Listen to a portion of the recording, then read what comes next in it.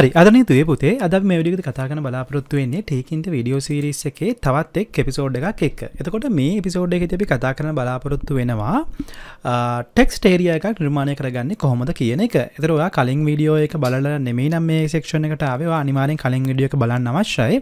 මොකද ඒ වීඩියෝ එකේදී තමයි අපි කොහොමද එන්ට්‍රි එකක් නැත්නම් යූසර් ඉන්පුට් එකක් අපි Tkinter හරහා නිර්මාණය කරගන්න කියන එක ඩිස්කස් කරේ.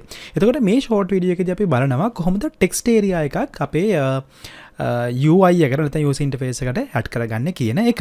එතකොට ඒ සඳහා අපි පාවිච්චි කරන්නේ tkinter.text කියන widget එක තමයි භාවිත කරන්න අපි බලාපොරොත්තු වෙන්නේ. එහෙනම් අපි import කරගන්න අවශ්‍යයි අපේ Tkinter library එක as tk. අපි සාමාන්‍ය මේක කලිනුත් කරපු ක්‍රමවේදයන්. එතකොට මගේ අර initial window එක මම add කර ගැනීමක් සිදු කරනවා tk.tk. එතකොට මේ tk class එකෙන් මම object එකක් create කරගෙන TextArea එකක් තමයි හදාගන්න හදන්නේ. මම title එකයි geometry එකයි define කරගත්තා.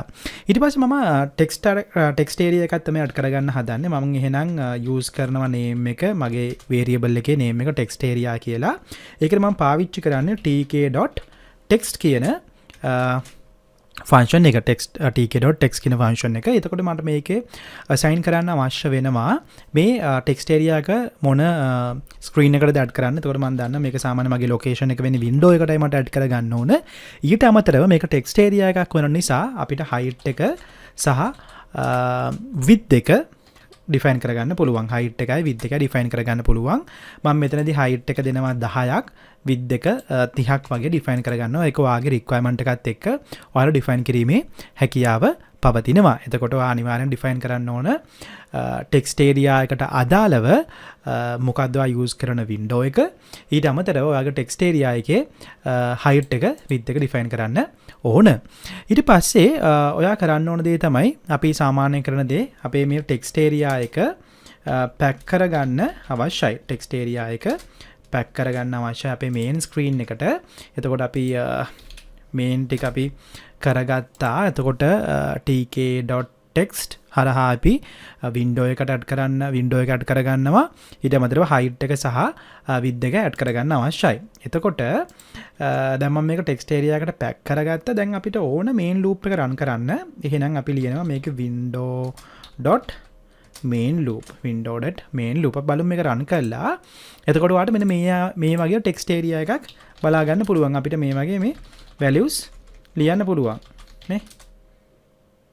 IT Academy දැන් අපි කලින් වීඩියෝ එකේදී දැක්ක entry එකේදී අපි කරන්නේ තනි single value එකක් විතර තමයි මේ සියල්ල මේ enter කරන්නේ. හැබැයි මෙතනදී අපිට multiple values new line separated add කරගැනීමේ හැකියාව තියෙනවා මෙන්න මේ ආකාරයට.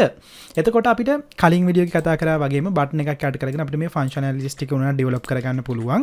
ඒතර මම මෙතනදී button එකක් add කරගන්නම්. ඒ වගේම මම මෙතනදී මෙන්න මේ function එක add කරගන්නම් def එක button click එක. එතකොට අපි දන්නවා button එකක් කරහා අපිට පුළුවන් යම්කිසි function එකක් call කරන්න. ඒ function එක call කළා අපිට පුළුවන් මේ task එක define කරන්න. එහෙනම් මට මුලින්ම කරන්න ඕනේ මේ text එක call කරගන්න. මම text එක call කරන්න පාවිච්චි කරන්නේ මෙන්න මේ TextArea එක. එහෙනම් මම call කරනවා TextArea dot. එතකොට අපි call කරන්නේ අර වගේම get කියන function එක. හැබැයි අපි get කියන function එකේ parameters set up කරනවා. අපි ලියනවා 1.0 අපි කියනවා tk.10. ඒ කියන්නේ අන්තිම වෙනකම් මේක කියවන්න කියලා කියනවා. value එකේ තියෙන අවසාන දක්වා index එක කියවන්න කියලා තමයි අපි මෙතනදී define කරන්නේ. එහෙනම් අපි text එක read කරගත්තා.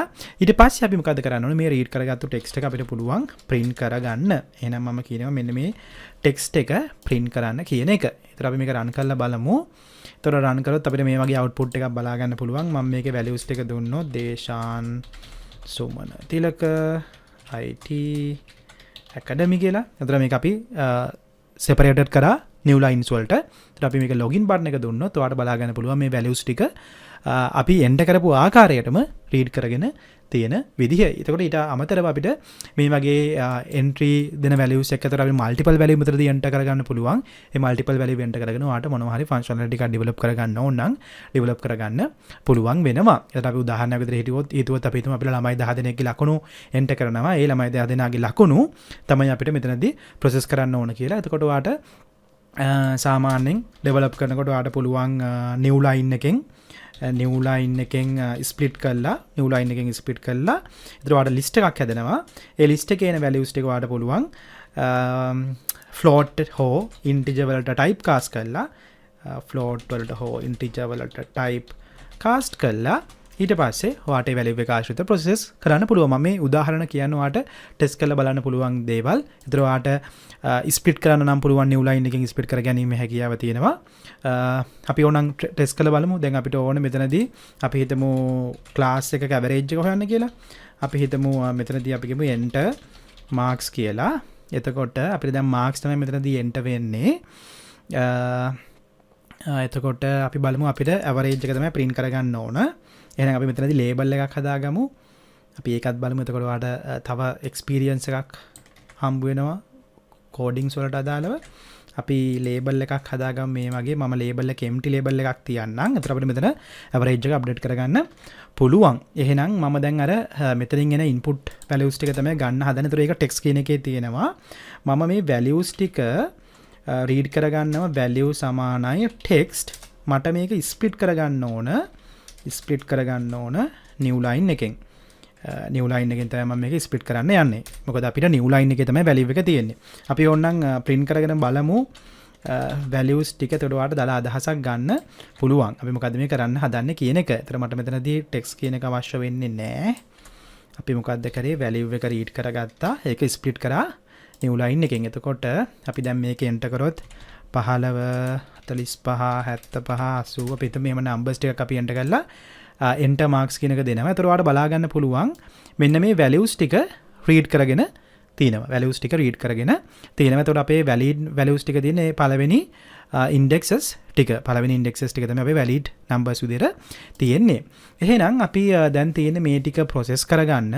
එතකොට ඔයාලට පුළුවන් මේකේ loop එකක් ලියා ගන්න for I in range. මම මේකේ පාවිච්චි කරනවා len function එක. len of value. value කියන්නේ array එකක්. එතකොට මට මෙතන len එක වෙනකන් run කරන්න කියලා කියන්නේ length එක වෙනකන්. එතකොට අපිට මේකේ last index එක අවශ්‍ය වෙන්නේ නැහැ. ඔයා දැන් කලින් output එකේ දැක්කා මේ අපිට empty එකක් එනවා. මොකද අපේ enter එක නිසා enter එකක් අපි අන්තිමට ඔබන නිසා.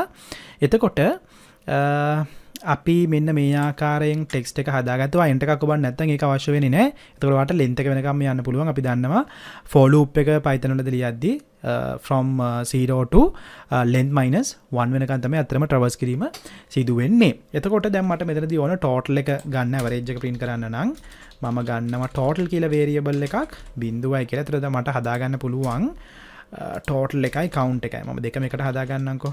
නැත්නම් ඔයාලා len function එකකින් උනත් එක්ක කරගන්න පුළුවන්. මම ඒකත් දැනට හදාගෙන යන්නම්. එතකොට ඔයාලට දාලා අදහසක් ගන්න පුළුවන් මේක හරියටම කරන්නේ කොහොමද කියන එක. එතකොට මම මෙතනදී ගන්නවා total plus equal total plus equal මට ඕනේ I කියන index එක. නැත්නම් අපි කියනවා I කියන index එකේ තියෙන value එක. එහෙනම් අපි ඒක type cast කරගන්න ඕනේ integer වලට. එතකොට එහෙනම් අපිට ඕනේ value of I index එක. value of I index එක තමයි read කරගන්නේ. ඊට අමතරව මම count එක plus equal 1 කියලා යට් කරගත්තා. මම count එක update කරගෙන යනවා. අතර මේ loop එකේ ඉවරනාට පස්සේ අපිට average එක define කරගන්න පුළුවන්. average සමානයි total divide by count. එතකොට total කියන්නේ සම්පූර්ණ එකතුව, count කියන්නේ අපේ තිබිච්ච instances ගාන. එතකොට අපි ඔන්න ඔය වගේ define කරගත්තා. දැන් අපිට පුළුවන් මේක print කරගන්න. අපේ label එක update කරගන්න. එහෙනම් අපි label එක update කරගන්න නම් අපේ label එක ඇවිල්ලා label අපි ලියනවා label.config. එතකොට යාගේ text එක වෙන්න ඕන. අපි හිතමු අපේ average එක. අපි කියනවා average එක text එක විදියට print කරන්න කියලා. අපි average කරන text විදියට pass කරන්නේ. හරි, අපි මේක run කරගත්තොත් අපිට මෙන්න මේ වගේ output එකක් බලා ගන්න පුළුවන්. අපි මේකේ දුන්නොත් 5 10 15 අපි මේක enter marks දුන්නොත් ඔයාලට බලා ගන්න පුළුවන්. මෙතනදී average එකක් හැදලා තිනවා 10 කියලා. එතකොට 10යි 15යි 10යි 20යි 20යි 5යි 25යි එතකොට 30ක් ඇදලා තියෙනවා සම්පූර්ණ කලෙක්ෂන් එක 15යි 10යි 25යි 5යි 30යි 30 තුනෙන් බෙදුවොත් අපිට 30 වගේ අවුට්පුට් එකක් ඇවරේජ් එක විදිහට බලා ගන්න පුළුවන්. ඒතර මෙතනදී අපි කරේ මොකද්ද මේ ෆන්ක්ෂනැලිටි එක හරහා අපි මේක රීඩ් කරගෙන ගිහිල්ලා අපි මේ වැලියුස් ටික එකට එකතු කරලා ඒක සම්පූර්ණ කවුන්ට් එකෙන් බෙදලා ඇවරේජ් එක print කර ගැනීමක් සිදු කරේ. ඒතර මේ වගේ අපිට විවිධ ටාස්ක් සිදු කර ගන්න පුළුවන්. ඒ වගේම අපිට මේ වැලියුස් අපිට මේ වගේ අවුට්පුට් එක print කර ගැනීම උනත් සිදු කරගන්න පුළුවන් විවිධ ආකාරයේ ක්‍රමවේද භාවිතා කළා. හරි අපි එතකොට හිතමු අපිට අවශ්‍ය නම් මෙන්න මේ වගේ ලේබල් එකක් අලුතෙන් ඇඩ් කරගෙන ඒ ලේබල් එකේ කන්ටෙන්ට් එක අප්ඩේට් කරගන්න මේ TextArea එකේ තියෙන කන්ටෙක්ස්ට් එක භාවිතා කරලා just print කිරීමට අමතරව එතකොට අපිට අර කලින් කතා කරා වගේම ලේබල් එක අප්ඩේට් කිරීමක් තමයි සිදු කරගන්න අවශ්‍ය වෙන්නේ. එහෙනම් අපිට පුළුවන් ලියන්න label.config පාවිච්චි කරලා අපිට පුළුවන් ඒක අප්ඩේට් කරගැනීමේ හැකියාව පවතිනවා. එතකොට අපි ලියනවා label.config සමානයි අපිට පුළුවන් මෙන්න මේ ටෙක්ස්ට් එක පාස් කරන්න. එතකොට මේ වගේ අපිට විවිධාකාරයේ ෆන්ක්ෂනැලිටි සිදු කර ගැනීමට පුළුවන් මේ වගේ TextArea වගේම එන්ට්‍රි පාවිච්චි කරලා. එතකොට අපි මේක රන් කරගත්තොත් දැන් මම මෙතන මේ ලේබල් එක තමයි අප්ඩේට් කරන්න හදන්නේ. එතකොට මම ලියනවා මෙහෙම දේශාන් සුමනතිලක කියලා. එතකොට අපි මේ TextArea එකෙන් ගන්න කන්ටෙන්ට් එක මම මේක ලිව්වොත් අපිට මේ වගේ අපි ලියන කන්ටෙක්ස්ට් එක පාස් කර ගැනීමේ හැකියාව පවතිනවා. එතකොට ඔයාලට මේ labels ඒ අදාළ පරිදි නේම් කර ගැනීමේ හැකියාව තියෙනවා. මම මෙතනදී මේක දෙන්නම් enter කියලා. enter එතකොට අපිට ඒ ආකාරයට responses බලා ගන්න පුළුවන්. ඒ අදාළ UI එකේ components ටික අප්ඩේට් කර ගැනීමේ හැකියාව තියෙනවා. අපි ලියන ඕනම context එකක් අර විදිහට read කරගෙන අවශ්‍ය තැන් වලට අප්ඩේට් කර ගන්න අවශ්‍ය functionalities වලට involve කර ගැනීමේ හැකියාව පවතිනවා. එතකොට අපි මේ වීඩියෝ එකේදී කතා කරන බලාපොරොත්තු වෙන්නේ කොහොමද Tkinter පාවිච්චි කරලා TextArea එකක් නිර්මාණය කරගන්නේ, TextArea එක කරහා values read කරන්නේ සහ values update කරන්නේ කොහොමද කියන එක.